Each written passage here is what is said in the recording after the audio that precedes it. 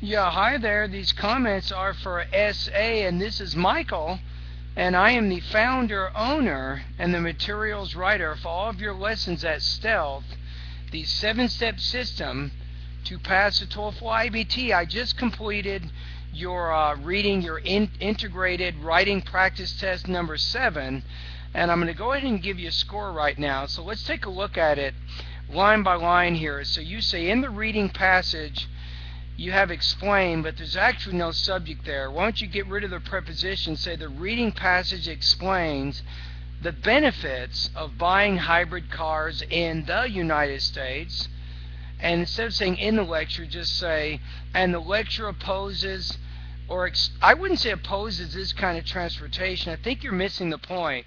It's explaining some of the disadvantages. It's not necessarily opposing hybrid cars. It's just explaining some of the disadvantages of using them. That's all that's going on there.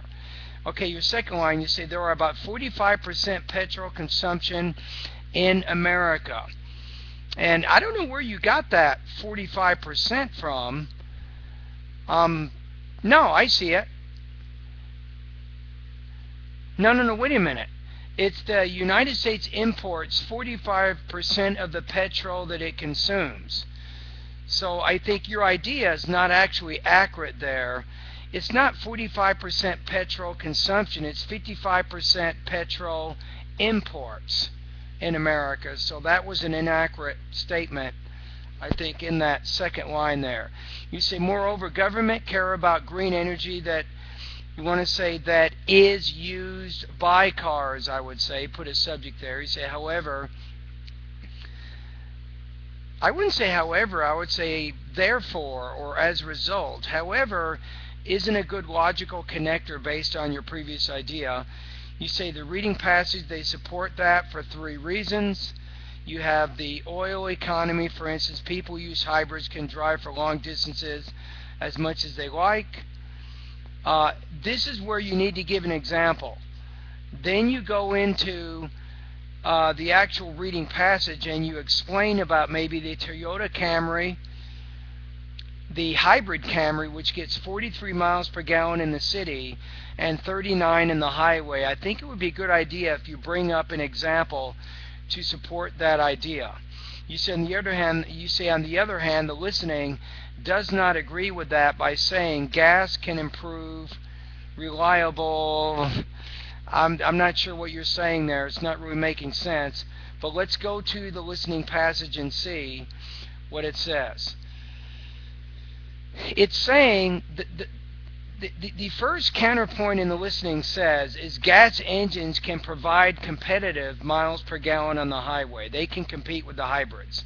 And the example that the listening gives is a 2013 Volkswagen TDI, which can get up to 43 miles per gallon on the highway.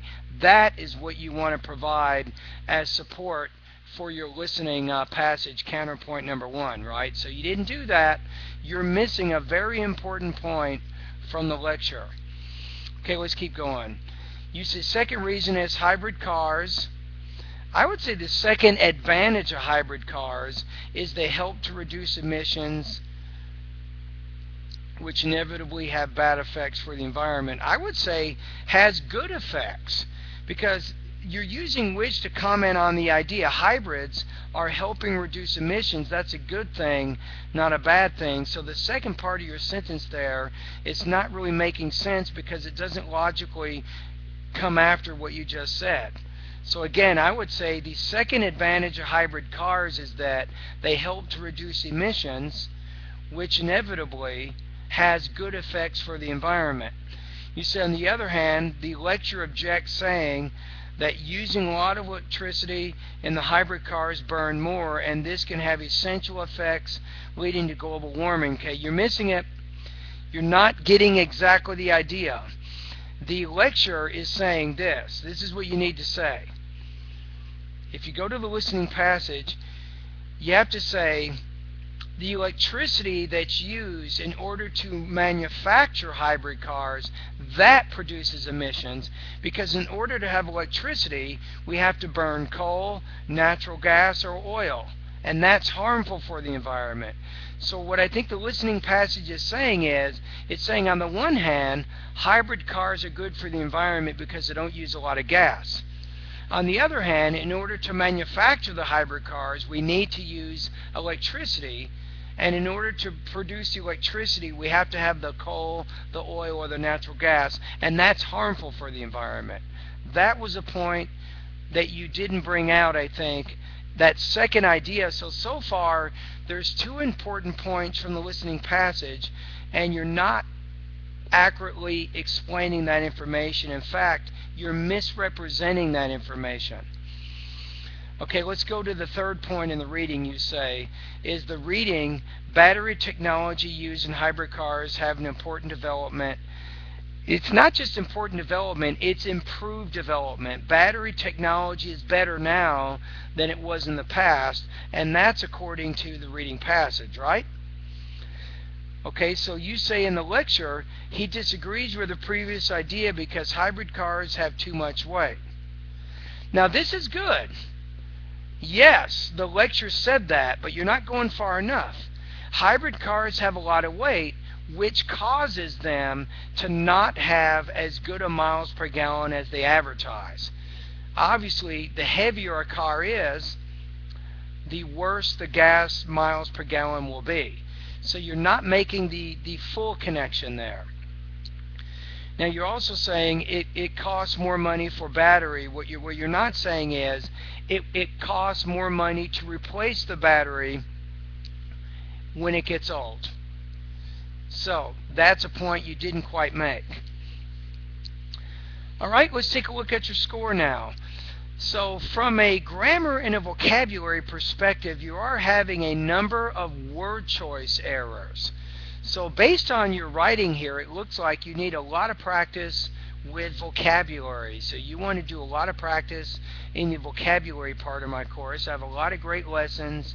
I have a lot of great vocabulary lists that you can learn. Now, I'm not going to have enough time in class to go over all those vocabulary words, but I would highly recommend that over the next few weeks, spend time trying to learn some of those words. I think that would be very, very helpful for you. Now, you're also having problems with listening comprehension. That means you want to spend time in the listening section of my course and go through my listening lessons, begin taking some of those listening practice tests, and that can help develop, I think, your listening comprehension proficiency. Now, another suggestion is, I recommend, between now and the final exam, I think it's a good idea for you to complete maybe 5 or 6 additional integrated writing practice tests, none of which will affect your grade at all. So it's a great chance to complete a practice test. You'll get some feedback from me or from my teaching assistant, and then you can make a few changes, take another practice test, take one more, take maybe 3 or 4 between now and the final exam, and I think you'll do much better on that final exam than what you did on this one. Alright, so let's take a look at your score now. You're not going to score very high on this, I'll be honest with you, because you were simply having too much problems or too many problems reporting, I think, the information from the listening passage. So here I'm going to put you at 2.0 out of 5. That's going to give you about 14 points out of 30 on this particular practice test. So your academic writing specifically, you're summarizing, I think, information as it relates to the reading and the lecture. I think you can improve in this area a little bit more. Alrighty? Anyway, essay, thank you for completing this particular practice test.